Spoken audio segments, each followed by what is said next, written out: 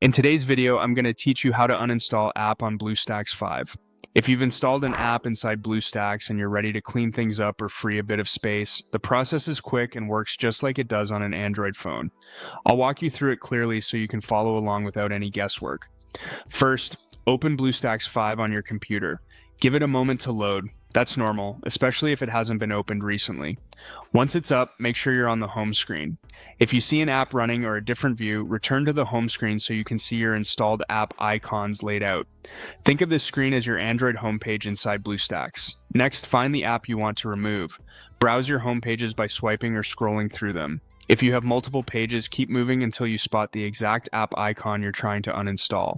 Take a second to double check you've selected the right one so you don't remove something you still need. Now, right-click the app icon.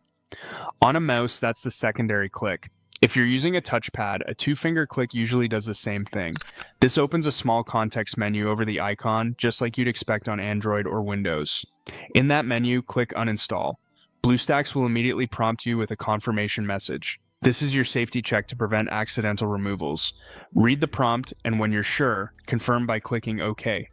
The app will be removed right away from your Bluestacks environment. That's it. Once you confirm, the app is gone. You don't need to restart Bluestacks, and the change is immediate. This only removes the app from Bluestacks, not from your Windows computer itself, so your desktop programs and files are unaffected. If you ever change your mind, you can always reinstall the app later through the Play Store inside Bluestacks, but for now you've successfully completed the uninstall.